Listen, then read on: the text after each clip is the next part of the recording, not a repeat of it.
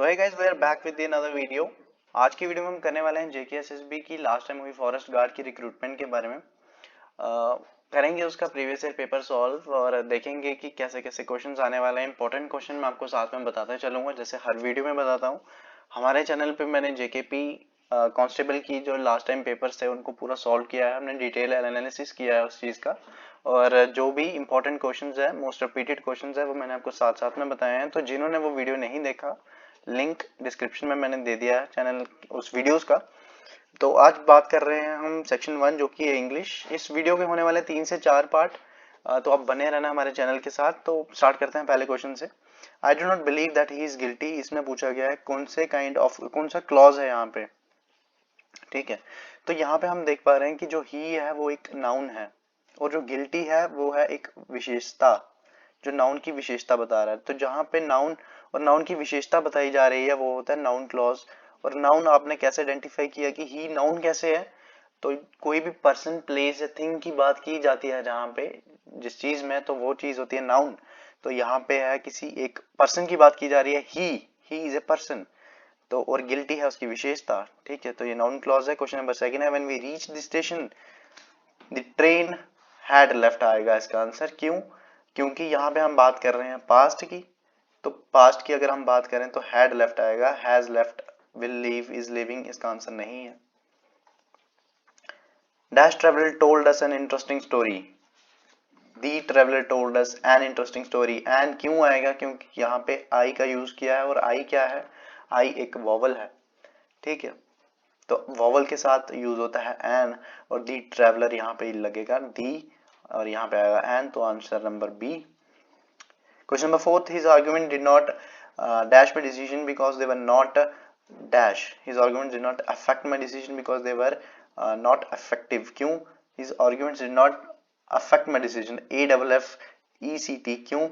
क्यों उसके जो आर्ग्यूमेंट्स थे उन्होंने मेरे डिसीजन को अफेक्ट नहीं किया, मतलब मेरे डिसीजन को वो चेंज नहीं कर पाए क्योंकि वो इतने कारगर नहीं थे, इतने इफेक्टिव नहीं थे। ठीक है, Question number 5, identify the meaning of the underlined phrase I am staying home because I feel under the weather. Under the weather मतलब non well, मैं घर पे ही रह रहा हूँ क्योंकि मैं अच्छा फील नहीं कर रहा। I lost my pen dash I bought yesterday, which I bought yesterday. Whom, where, who नहीं यूज होगा क्योंकि whom यूज होगा पर्सन के लिए, who यूज होगा पर्सन के लिए, where जगह के लिए यूज होगा। तो किसी ऑब्जेक्ट के लिए जो चीज हम यूज करेंगे वो रहेगी which। तो Question number 7, the Amazon dash Amazon is dash river in South America. The Amazon is a river in South America. ठीक है, he is older than she, me, they, I क्या रहेगा इसका आंसर? इसका आंसर रहेगा me. He is 2 years older than me, यानी कि वो मेरे से 2 साल बड़ा है। Question number 9, इसमें बताना है आपको कौन सा सेंटेंस करेक्ट है। 4 ऑप्शंस दिए गए हैं, इसमें से आपको एक सेंटेंस जो कि करेक्ट है उसे मार्क करना है। तो यहाँ पे अगर आप सेंटेंस पढ़ें तो there is no danger of the bridge collapsing, तो ये आंसर इसका सही है। There is not danger, not danger तो नहीं बनता, कोई सेंस नहीं बनी not danger. There is no danger of the bridge collapsing, तो ये एक नहीं बना। तो there is no danger that the bridge is to be collapsing, ये बिल्कुल नहीं है, तो इसका आंसर है part. It dash very heavily last night, तो लास्ट नाइट की बात की है, मतलब पास्ट की बात की है, फ्यूचर की नहीं है, प्रेजेंट की नहीं है। तो पास्ट की जब बात करते हैं तो ईडी यूज होता है साथ में।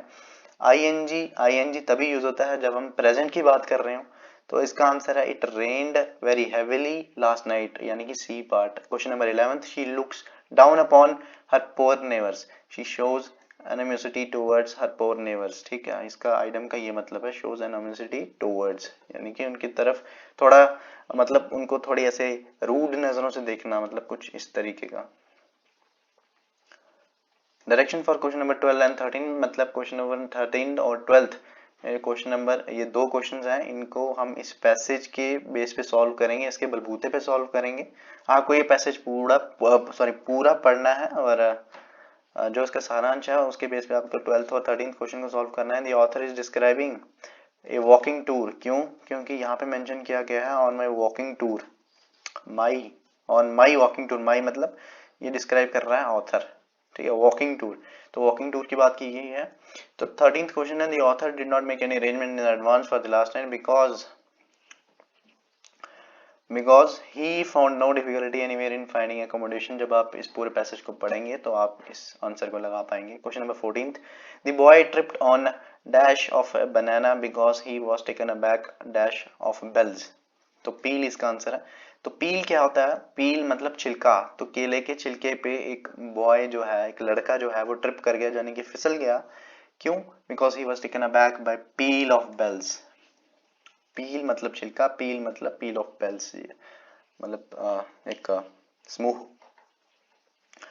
Identify the sentence that is correctly punctuated. Correctly punctuated कौन सा सेंटेंस है यहाँ पे? तो ग्रेजुअली यहाँ पे मतलब यहाँ पे कोई ग्रामेटिकल एरर नहीं होना चाहिए। पहला वर्ड जो कॉमास होते हैं, जो फुल स्टॉप होता है, एक्सक्लेमेटरी साइंस होते हैं, वो प्रॉपर अपनी जगह पे होने चाहिए। तो आपको ये 4 ऑप्शंस दिए गए हैं, इसमें से आपको एक बताना है। तो ये चीज हम यहाँ से हम देखते ही क्वेश्चन को हम 2 ऑप्शन एलिमिनेट कर सकते हैं, यानी कि जो वो बिल्कुल नहीं होंगे। क्यों? क्योंकि यहाँ पे जी जो पहला वर्ड है वो जी छोटे कैपिटल में लिखा गया है, कैपिटल लेटर में नहीं लिखा गया, तो ये सीधा गलत हो जाएगा। ठीक है, यहाँ पे जी जो है वो कैपिटल्स में आना चाहिए था।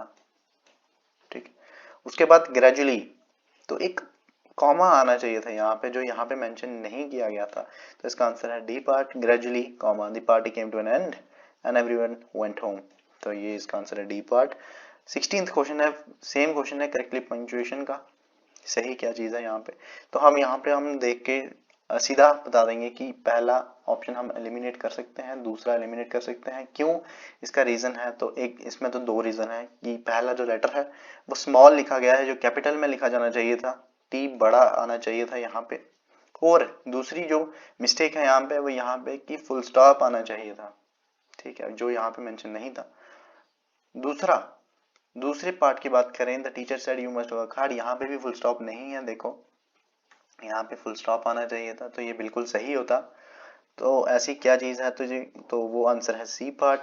यहाँ पे फुल स्टॉप भी है, द टीचर सेड के बाद कॉमा भी है, you must work hard, teacher ने क्या बोला उसे कोट में लिया गया है। ठीक है।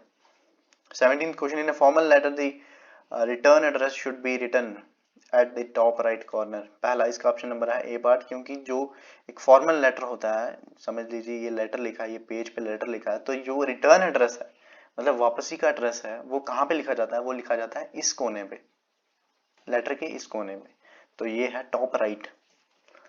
18th question, identify the sentence clause underlined in an sentence. People who lived in a glass houses do not throw stones. जो जिनके खुद के घर कांच के होते हैं वो दूसरों के घर पत्थर नहीं मारा करते। Who live in glass houses के बारे में पूछा गया कि ये कौन सा क्लॉज है, तो ये है adjective clause. 19th question, choose the correct word to complete the sentence. The students are anxious for their results. तो यहाँ पे फॉर नहीं आएगा इसका आंसर, इसका आंसर आएगा about. The students are anxious for their about their results. क्यों? मतलब क्या है एंग्शियस का? क्या मतलब है एंग्शियस का? मतलब है कि नर्वस हो जाना, कि रिजल्ट के पहले जब स्टूडेंट्स होते हैं वो नर्वस हो जाते हैं, तो यही क्वेश्चन का मतलब है। The students are anxious for their about their results. Question number 20, it is difficult to say if I dash attend the function। तो ये बात कर रहा है पास्ट की, तो इसका आंसर है if I could attend the function, कि मैं देखूंगा, कुछ कह नहीं सकता कि फंक्शन में मैं आ पाऊंगा कि नहीं आ पाऊंगा। तो 20 क्वेश्चन थे इंग्लिश के, 20 ही क्वेश्चन आपको इस बार भी पूछे जाएंगे। तो ये इस वीडियो को हम यहीं खत्म करते हैं, और इस वीडियो के जो आने वाले पार्ट्स हैं वो जल्दी ही चैनल पे अपलोड हो जाएंगे। तब तक आप चैनल को सब्सक्राइब कर दीजिए, और वीडियो अच्छा लगा हो तो लाइक कर देना।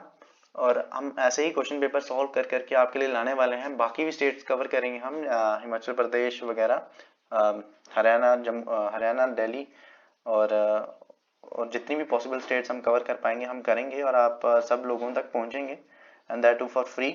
तो थैंक यू एवरीवन, मिलते हैं अगली वीडियो में।